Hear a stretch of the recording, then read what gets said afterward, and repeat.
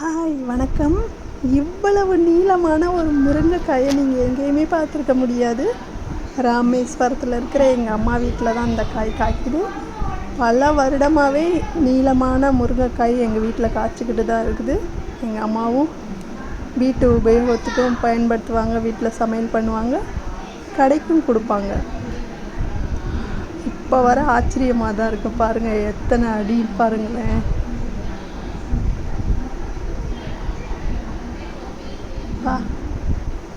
ஒரு முருங்கைக்காய் போட்டால் நார்மலாக 3 முருங்கைக்காய் 4 முருங்கைக்காய் குழம்புல போடுற அளவுக்கு சமமாக இருக்கும் ஒரு முருங்கைக்காய். அந்த அளவு நீளமான ரொம்ப ரொம்ப டேஸ்டான முருங்கைக்காய் எங்கள் வீட்டில் காய்ச்சது.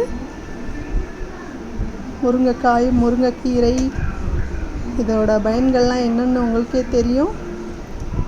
நீங்களும் சமையலில் முருங்கைக்காய் சேர்த்துக்கோங்க, முருங்கைக்கீரை சேர்த்துக்கோங்க, முருங்கை மரம் வளருங்க, முடிஞ்சால் முருங்கை மரம் வளருங்க.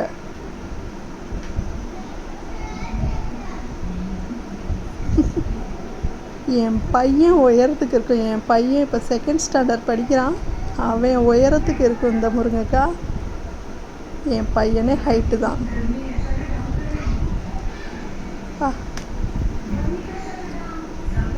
எல்லாம் இயற்கைக்கு தான் நன்றி சொல்லணும். நம்ம கண்டிப்பாக கிடைப்பது வரம்.